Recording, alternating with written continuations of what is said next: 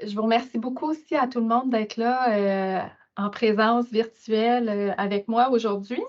Donc, je vais vous parler, de travaux que je mène depuis quand même longtemps, là. J'ai commencé en fait à réfléchir, au cas du diagnostic de TDAH, là, pour trouble du déficit de l'attention avec ou sans hyperactivité. Je l'étudie d'un point de vue sociologique depuis mes études doctorales, donc qui se sont terminées en 2012. Donc ça fait quand même plusieurs années, là, que j'étudie ce phénomène-là. La présentation d'aujourd'hui va vraiment porter. Oups, attends là, je suis pas capable de changer mes diapos. OK, parfait. Donc, la présentation d'aujourd'hui va vraiment porter sur le processus de médicalisation, mais avant ça, je vais vous parler un peu du TDAH d'un point de vue épidémiologique. Donc, je vais parler de l'accroissement de la prévalence, puis les inégalités aussi qu'on observe en lien avec le trouble. Je vais parler ensuite du processus de médicalisation que je vais vous expliquer davantage, un petit peu plus en détail. Puis, je vais finir en parlant d'une étude comparative que j'ai menée avec le Québec et en fait, entre le Saguenay-Lac-Saint-Jean et la Flandre en Belgique. Donc, c'est ce que je propose pour aujourd'hui. Puis, on va commencer tout de suite en parlant donc de la prévalence du TDAH. Vous êtes sans doute au courant déjà de cette situation-là, mais je voulais quand même pointer certains éléments parce que c'est important pour en fait, c'est important quand on parle de la médicalisation. Donc, ce qu'on constate depuis les années 2000 à 2020, il y a vraiment une augmentation croissante de la prévalence du diagnostic de TDAH et de la médication associée. En fait, moi, dans ma thèse, j'ai publié un article en 2012 qui montrait justement l'augmentation de la prévalence entre la fin des années 90 et le début des années 2000. Puis, ce qu'on constatait dans mon étude, c'était vraiment qu'il y avait un accroissement de la prévalence, mais uniquement chez les enfants d'âge scolaire. Donc, ça a suscité beaucoup de questions chez moi, d'où le projet TDAH Québec-Flandre. Ce qu'il faut savoir, c'est qu'avant 2017, on avait très peu de données qui étaient publiées par rapport au TDAH. Donc, quand j'ai créé, disons, mon projet de recherche sur le TDAH, c'était avant 2017. Je me questionnais beaucoup, hein, à savoir est-ce que ça augmente, quelles sont les inégalités de prévalence qu'on observe. Et depuis donc 2017, il y a beaucoup de chiffres qui ont été sortis, entre autres des chiffres publiés par l'Institut national de santé publique du Québec, des chiffres aussi publiés par l'INES, donc sont très importants et je vais vous montrer les statistiques qui sont associées là, à ces publications-là.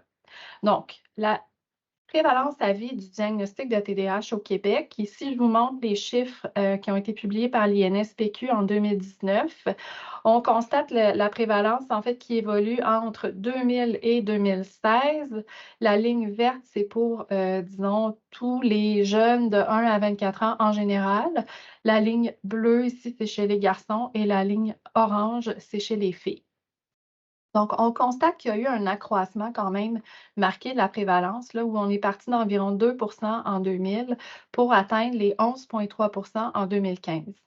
Ces chiffres-là ne sont pas encore bonifiés, dans le sens qu'on a des résultats qui vont jusqu'à 2020 pour la médication que je vais vous présenter par après, mais pour l'instant, au niveau du TDAH, ça reste les chiffres de 2016 qui sont les plus récents. On peut, d'abord, ce chiffre-là de 11,3, je veux juste vous dire que c'est chez les 1 à 24 ans. Donc, si on allait prendre la prévalence chez les enfants d'âge scolaire, donc primaire et secondaire, on aurait sans doute une prévalence plus élevée que celle-là. Si on regarde, entre autres, dans la littérature scientifique, la prévalence qui est estimée pour le TDAH chez les jeunes, c'est entre 5 et 7 Donc, on peut penser que la prévalence au Québec est quand même un peu plus élevée que ce à quoi on s'attendrait. J'ai aussi mis une donnée, en fait, qui vient de l'enquête québécoise sur les jeunes au secondaire. Là, elle est peut-être masquée par ça ici, là, mais on voit qu'en 2010, il y avait 14 des jeunes qui rapportaient, là, c'est une prévalence auto-rapportée, qui rapportaient avoir un diagnostic en 2010, puis il y a eu une augmentation, en fait, c'était rendu à 23 en 2016. Donc, on voit vraiment qu'il y a une augmentation qui est notée par différentes sources de données. Puis, quand on regarde aussi les chiffres pour la prévalence annuelle de la prescription de médicaments associés au TDAH, On remarque aussi qu'il y a un accroissement entre 2000 et 2020. Depuis peut-être 2018-2019, il y a l'air d'avoir une certaine, disons, stabilité, peut-être même une décroissance à venir. C'est les chiffres qui vont venir là, plus tard, qui vont nous permettre de voir si on assiste réellement à une décroissance. Mais tout ça pour dire que, de manière générale, il y a vraiment le constat d'un accroissement entre 2000 et 2020. On constate, donc, les garçons ont, ont plus de prescriptions de médicaments que les filles et c'était donc ça concorde en fait avec les chiffres qu'on a pour le diagnostic. Voilà.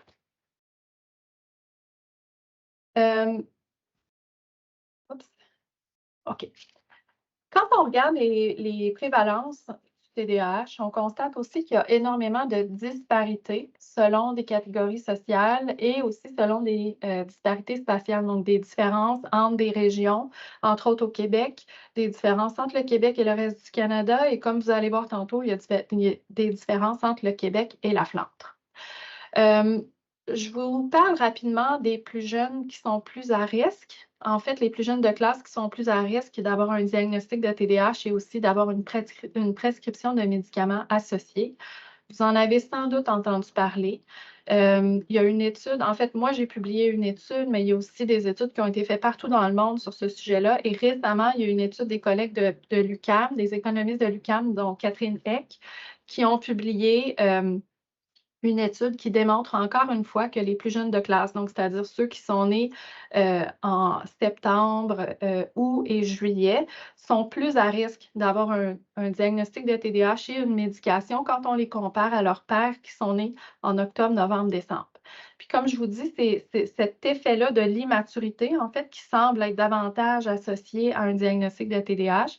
On le constate partout dans le monde, là. Donc, peu importe que la limite là, pour s'identifier comme jeune de classe, soit comme au Québec au 30 septembre, ou que ce soit comme dans le reste du Canada au 30 décembre, ou que ce soit ailleurs dans le monde. Donc, il y a plein de dates. Donc, ce phénomène-là existe indépendamment du système scolaire et de la date butoir, disons, d'identification des jeunes. On constate aussi qu'il y a beaucoup de disparités spatiales, comme je l'ai dit, donc Montréal versus les régions québécoises. Et je vais vous montrer donc un récent document, une récente figure qui a été publiée encore une fois par l'INSPQ en 2023. Ça concerne la prévalence annuelle de prescription de médicaments pour le TDAH chez les 1 à 24 ans. On voit ici la moyenne, en fait, on voit Montréal, qui est la ligne ici en vert pâle dans le bas. Donc, ce qu'on constate d'abord, c'est qu'entre 2000 et 2020, il y a eu un accroissement constaté dans presque toutes les régions du Québec. En fait, dans toutes les régions, il y a un accroissement de la prévalence de la prescription de médicaments. Si on compare Montréal, qui en 2020 a une prévalence de 3,2 et la plus haute prévalence, c'est au Saguenay-Lac-Saint-Jean avec 14,4 %. Donc, on voit vraiment qu'il y a une différence. Bon, ici, ça semble très marqué entre Montréal et le Saguenay-Lac-Saint-Jean, mais ce qu'il faut savoir, c'est que d'un point de vue statistique, les régions du Québec sont comparables entre elles. Donc, on ne peut pas nécessairement dire que le Saguenay-Lac-Saint-Jean se distingue du Bas-Saint-Laurent ou se distingue de Gaspésie et de la Madeleine, là. Donc, c'est vraiment un bloc. Peut-être que Laval, maintenant, là, se distingue aussi, là. Peut-être que Laval se rapproche plus de Montréal, mais on constate donc vraiment des disparités entre Montréal et le restant des régions. Sur la question de la médication, l'INES aussi avait pris des données de IMS Health Data pour montrer qu'il y avait 3 fois plus de prescriptions de médicaments au Québec que dans le reste du Canada pour les jeunes.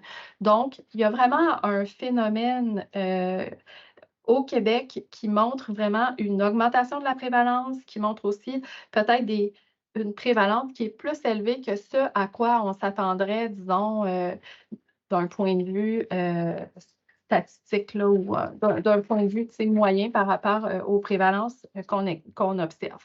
Donc, le fait qu'il y ait des différences, des disparités spatiales, le fait qu'il y ait l'immaturité qui soit identifiée comme TDAH et qu'il y ait plus de consommation de médicaments aussi chez cette catégorie-là, les différences hommes, garçons-filles, tout ça, ça peut être des indices aussi qui nous amènent à penser qu'il y a peut-être un surdiagnostic et une surmédication au Québec. Et donc, moi, je parle de ces constats-là et quand on parle de surdiagnostic et de surmédication, ce qu'il faut savoir, c'est que la médicalisation, une de ses conséquences, c'est le fait d'amener ce surdiagnostic-là et cette surprescription de médicaments.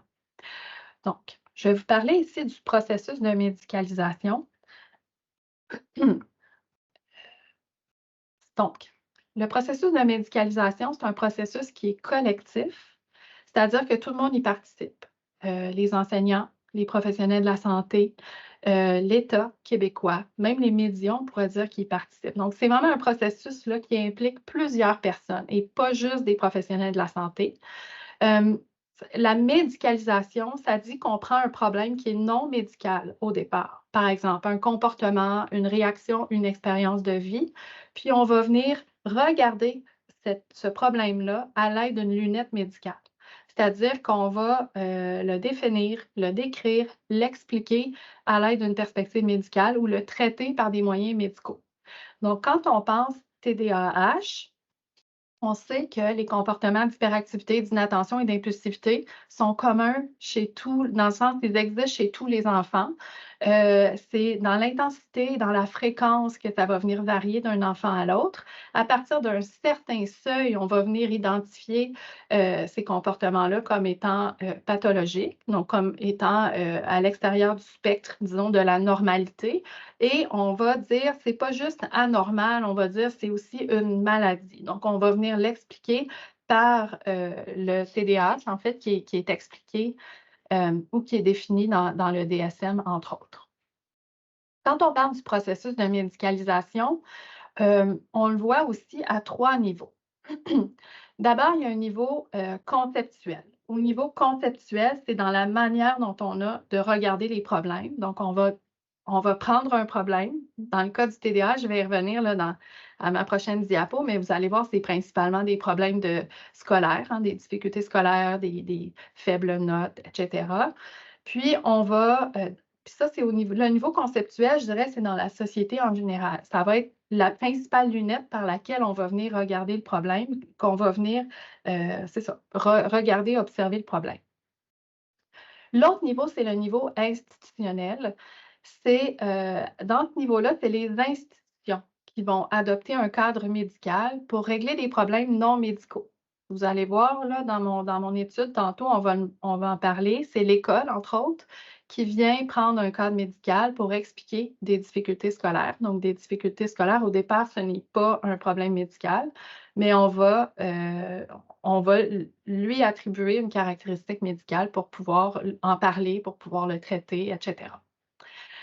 Et le troisième niveau, c'est vraiment au niveau, disons, plus des individus.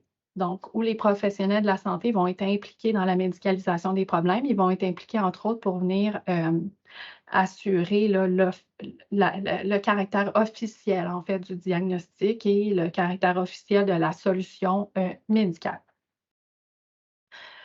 Je vais vous parler ici donc du processus de médicalisation parce que comme c'est un processus, c'est quelque chose qui évolue dans le temps. Donc, ça implique le temps, ça implique la longue durée. C'est un processus qui est itératif aussi puis qui est en boucle. C'est pas linéaire, puis c'est pas tout d'un coup, paf, paf, paf, on est médicalisé. Là, il y a vraiment comme des boucles itératives qui se passent. Ça commence par l'identification ou la reconnaissance d'un problème.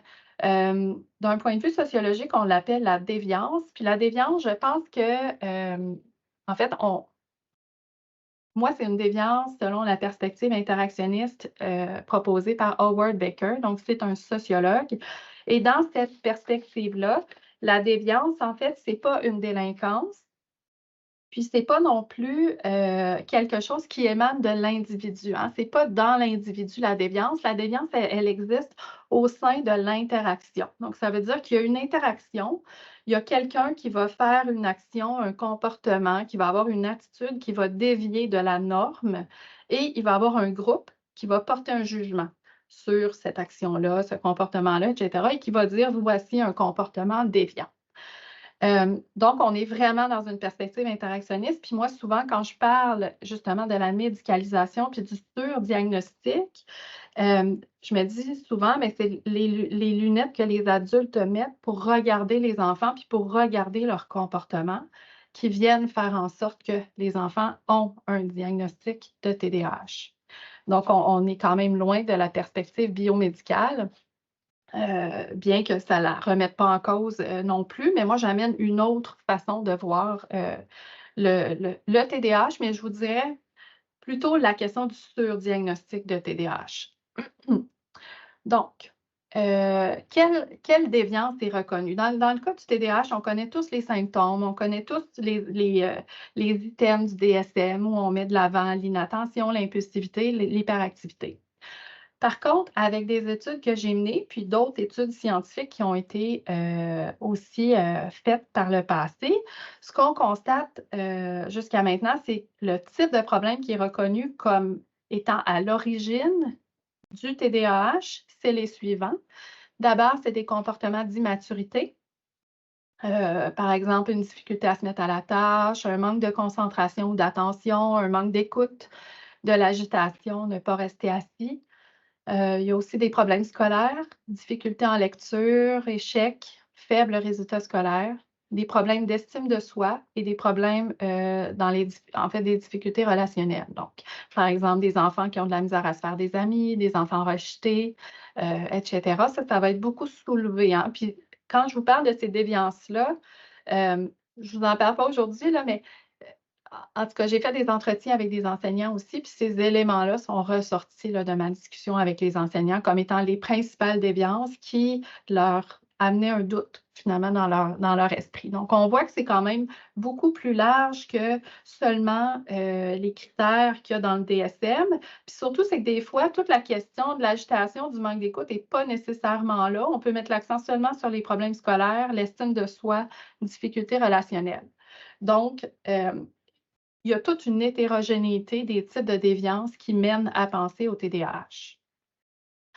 Donc, ça, c'est l'étape pré-médicalisation, c'est-à-dire qu'on identifie une déviance parce que la déviance, en fait, elle pourrait être observée, elle pourrait être observée ou adressée avec d'autres types de lunettes. Hein? On pourrait penser que c'est un problème moral, par exemple. On pourrait aussi amener une judiciarisation de ces comportements-là. Mais à la place, ce qu'on décide de faire, c'est qu'on décide d'y aller avec une perspective médicale pour venir expliquer, traiter, définir, etc. Donc, c'est là où arrive le processus de médicalisation qui se fait, je vous dirais, là, je l'ai scindé comme en deux grandes étapes, mais d'abord, il y a toute l'étape qui est informelle. Je vous ai dit tantôt que c'est un processus collectif. Donc, il y a plusieurs personnes qui contribuent au processus, dont des parents, des enseignants, des voisins, tout un chacun, en fait, qui n'est pas un professionnel de la santé, peut contribuer ici à cette étape-ci. Donc, ça veut dire qu'il va y avoir souvent un initiateur externe à la famille, parce que dans le cas que j'étudie, c'est souvent à l'école que la déviance est observée. L'école va faire part de ses soupçons aux parents. Donc, les parents, eux, ça va être à eux de décider est-ce qu'on poursuit la médicalisation ou non. Donc, quand les parents décident de poursuivre la médicalisation, le processus se continue. Puis, on va souvent vers l'évaluation, que ce soit avec un psychologue, neuropsychologue, médecin, pédiatre, etc. Il va y avoir un processus d'évaluation qui va en fait se terminer ou ça ne se termine pas en fait. Puis, je vais y revenir, mais où maintenant, c'est les professionnels de la santé qui embarquent et qui vont venir émettre un diagnostic et très souvent, dans le cas du TDAH, aussi faire une prescription de médicaments. Puis je dis que ça ne se finit pas parce qu'après le médical formel, il y a encore le rôle des non-professionnels de la santé qui embarquent. Les enseignants, par exemple, ils vont venir parler de la dose de médicaments avec les parents, ils vont venir faire un peu un monitoring de la dose, ils vont encore parler aux parents de la déviance parce que souvent, ce n'est pas réglé. Donc, c'est pour ça que je dis que ce n'est pas linéaire. C'est vraiment un processus qui est itératif parce que ça arrive même souvent qu'après avoir reçu, par exemple, le diagnostic de TDAH, mais on retourne à la déviance et on retourne dans un médical informel, puis là, le parent va aller chercher, par exemple, un autre trouble, que ça soit autisme, que ça soit Gilles de la Tourette, par exemple. Là, j'interviewe des parents en ce moment, puis on voit vraiment qu'il y a des boucles itératives, là. Donc, c'est un processus qui est assez complexe, mais ce qui est important à retenir, c'est aussi que tout le monde y contribue. Tu sais, on pense souvent médicalisation, c'est pas seulement la médication, c'est aussi le fait de penser, j'ai peut-être pas été assez claire, mais ici, dans l'attribution informelle du caractère médical, ça va être quand l'enseignant dit: «Oh, cet enfant-là, je constate tel problème, je pense que c'est un TDAH», puis que l'enseignant contacte le parent puis dit: «Je pense que votre enfant a un TDAH. Je pense que ça prendrait de la médication pour aider votre enfant». Donc là, on est vraiment dans le caractère informel de la médicalisation. Donc, tout le monde y contribue. Voilà. Il y a plusieurs conséquences à la médicalisation. D'abord, ça amène une individualisation des problèmes sociaux parce que si, il y a autant d'élèves, pour vrai, pour l'instant, les prévalences sont quand même très élevées.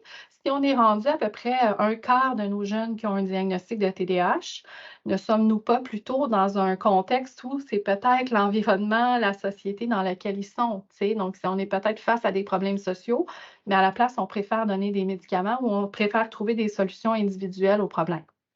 Comme je l'ai dit aussi sur diagnostic, sur prescription, puis il y a aussi beaucoup de coûts pour le système de santé, tu sais, des consultations médicales, un engorgement des services, des coûts élevés pour le remboursement de médicaments, et cetera. C'est sûr qu'il y a des conséquences pour l'école, pour les parents, pour les enfants, mais là, le temps presse un peu, donc je vais poursuivre, puis vous pouvez me poser des questions là-dessus après. Donc, je vous parle ici d'un projet de recherche justement sur la médicalisation des difficultés des enfants, le cas du TDAH. C'est un projet de recherche que j'ai fait en comparatif avec mes collègues de la Belgique flamande. Le projet, en fait, la collecte de données a commencé en 2017, donc juste avant qu'on ait les chiffres là, de l'INSPQ dont je vous ai montré tantôt. Puis, ce projet-là, en fait, visait à comprendre comment est-ce que l'école contribue, en fait, à l'identification des élèves sous la catégorie TDAH. Puis, voilà, donc ça a été fait en français et en flamand, parce qu'en Belgique flamande, ils parlent flamand. Puis, notre méthodologie, en fait, on avait une méthodologie mixte, donc à la fois quantitative et qualitative. Le quantitatif était multiniveau, là, comme vous pouvez le voir aujourd'hui. On avait, puis je vous parle plus du quantitatif parce que c'est lié à la présentation d'aujourd'hui. Donc, il y a 35 écoles publiques primaires qui ont participé à notre étude, 17 au Québec, 18 en Flandre. On a 114 enseignantes qui ont répondu à nos questionnaires, 53 au Québec, 61 en Flandre, et on avait un total de 1046 parents et élèves, là, parce que les enseignants répondaient aussi, avaient une section du questionnaire aussi pour chaque élève dans leur classe. Donc, on a des élèves de première à troisième année, 512 au Québec et 534 en Flandre. Puis, point de vue qualitatif, j'ai fait des entretiens avec des enseignants et tout, mais c'est pas pertinent pour aujourd'hui. Je vais aller très vite, mais nos échantillons se comparaient sur la proportion de garçons, proportion de plus jeunes de classe. Par contre, il y avait des différences au niveau de l'hétérogénéité, peut-être, là, si on peut dire ça, de nos échantillons, dans le sens qu'en Flandre, il y avait beaucoup plus de diversité ethnique qu'il y en avait au Québec, mais il faut dire que moi, mon étude a été faite au Saguenay-Lac-Saint-Jean, puis on sait que c'est quand même très homogène et très québécois blanc, disons, dans cette région-là. Il y avait aussi une différence au niveau du niveau académique. Au Québec, les parents rapportaient plus d'élèves avec des difficultés scolaires que c'était rapporté en Flandre. Donc, peut-être que ça pourrait expliquer aussi nos résultats. Au niveau des échantillons d'enseignants, c'était des femmes dans les deux échantillons. Leur niveau d'efficacité là, envers les comportements difficiles était le même. Donc, c'était des enseignantes qui se pensaient, qui étaient sûres d'elles, là, qui se sentaient efficaces en fait face à des élèves avec des troubles de comportement.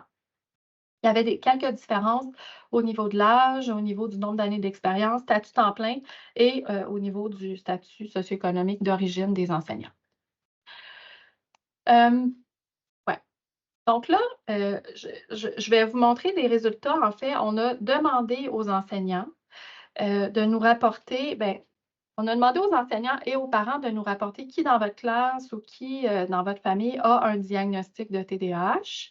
Et après avoir répondu à cette question-là, pour les élèves qui restaient, qui n'avaient pas été identifiés TDAH, on a demandé aux parents et aux enseignants de nous dire est-ce qu'il y en a parmi les enfants qui n'ont pas de diagnostic, est-ce qu'il y en a que vous suspectez d'avoir un TDAH? Donc, ça nous permettait aussi d'aller chercher les croyances là, des enseignants parce que on se fait beaucoup parler lors des entretiens avec les parents d'enseignants qui vont parler des suspicions aux parents. Donc, ça permettait d'aller comparer ça.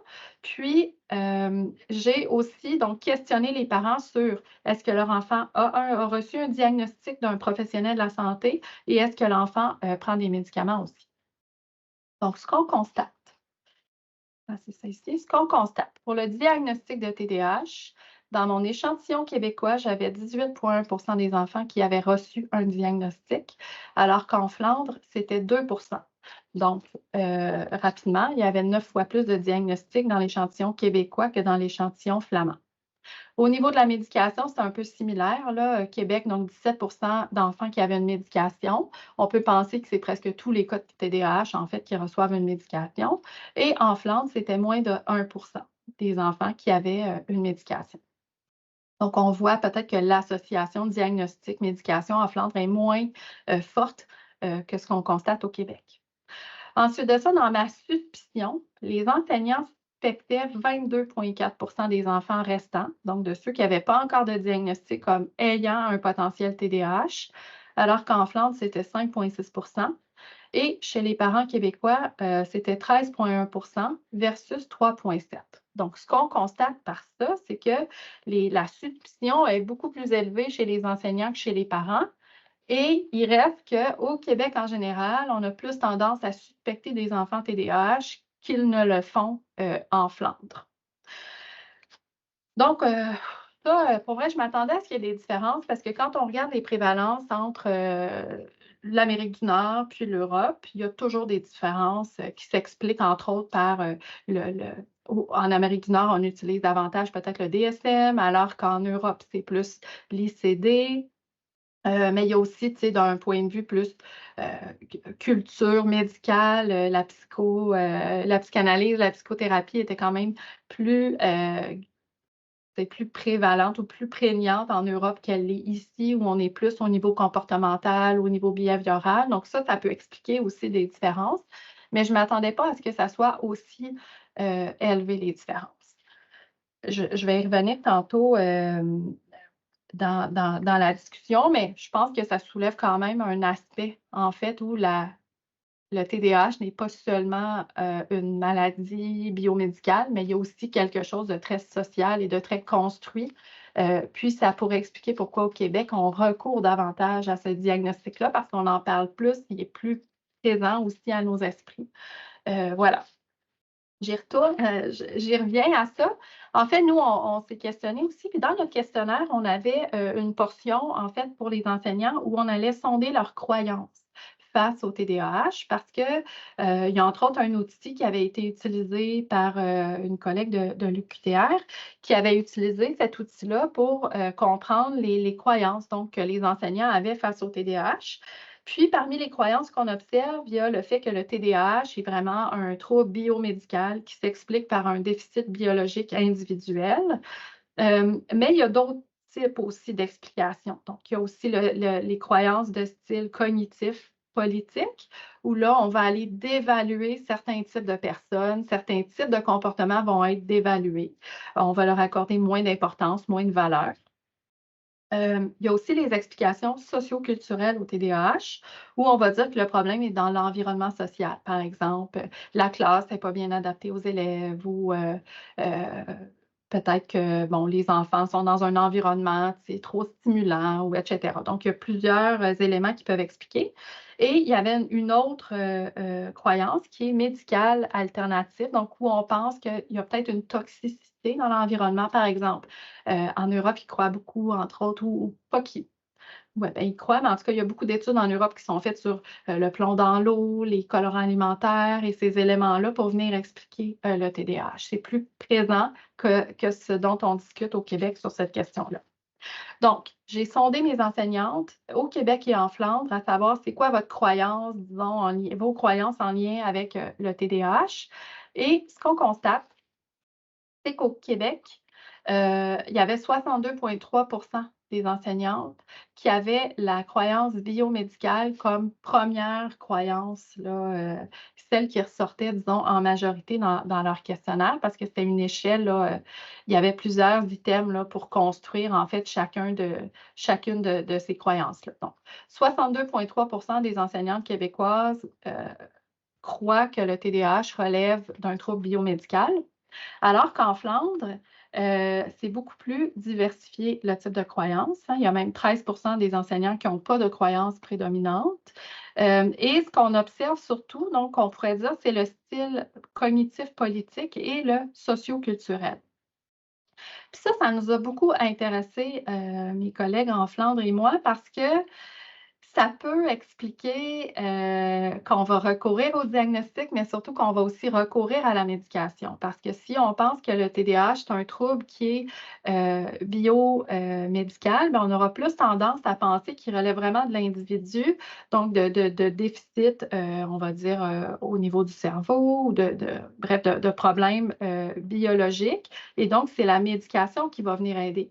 Alors qu'en Flandre, ils ont plus tendance à penser que c'est en aménageant la classe différemment, c'est en ayant des pratiques pédagogiques diversifiées, c'est en valorisant, en étant plus ouvert sur les types de cognitifs ou politiques des types de personnalités qu'on va pouvoir faire quelque chose. Donc, les croyances, hein, ça nous amène, en fait, c'est que c'est des représentations différentes du diagnostic. Donc, ça peut venir, en quelque sorte, expliquer aussi les chiffres qu'on avait observés au niveau des prévalences. Donc, si je conclue là-dessus, je pense que tant les chiffres qui ont été présentés par l'INSPQ, toutes les disparités, comme j'ai dit, géographiques, mais aussi tout ce qui relève donc de l'immaturité, toutes les études sur l'immaturité, il y a quand même beaucoup d'indices qui laissent penser à une situation de surdiagnostic et de surmédication au Québec en ce qui a trait au TDAH et à ses médicaments. Je l'ai évoqué tantôt, mais le TDAH, donc, c'est une étiquette qui est aussi un construit social et culturel parce que une des limites de mon étude, c'est que je n'ai pas sondé sur d'autres troubles. C'est refaire mon étude aujourd'hui, j'inclurais autisme, trouble 10, dyspraxie, dyslexie, etc. Bon, opposition peut-être, mais j'inclurais plus de troubles pour aller voir où sont les différences entre le Québec et la Flandre, parce que je ne pense pas que ça veut dire qu'en Flandre, ils n'ont pas d'enfants avec des problèmes. Je pense que ça veut dire qu'ils utilisent d'autres étiquettes que ce que nous, on utilise au Québec.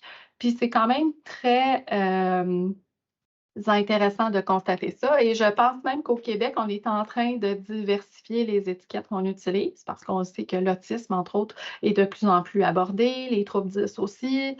Bref, on arrive à une plus grande diversité aussi. Puis j'espère que ça va amener une diversité aussi de la prise en charge qui est actuellement très médicale, médicaments au Québec. Dans notre article, parce que c'est un article qui est publié, là, qui a été publié en 2012, hein, ce dont je vous parle aujourd'hui, je reviens à mes niveaux de médicalisation. Bref, si on revient à mes niveaux de médicalisation, ce qu'on peut constater entre le Québec et la Flandre, c'est qu'au Québec, le niveau de médicalisation semble quand même beaucoup plus élevé que ce qu'on constate en Belgique. Et on constate vraiment une médicalisation au niveau conceptuel.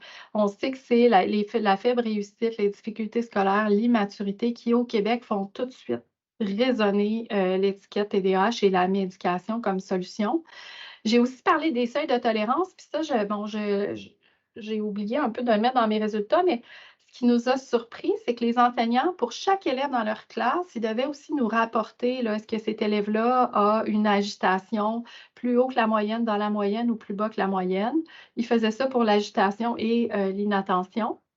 Et en Belgique, les enseignantes ont rapporté significativement plus d'élèves avec une hyperactivité plus haute que la moyenne, mais ils ont moins de diagnostics. Puis au Québec, donc, on avait moins d'élèves comparé à la Flandre, là, avec des comportements d'hyperactivité plus haut que la moyenne, mais on a plus de diagnostics.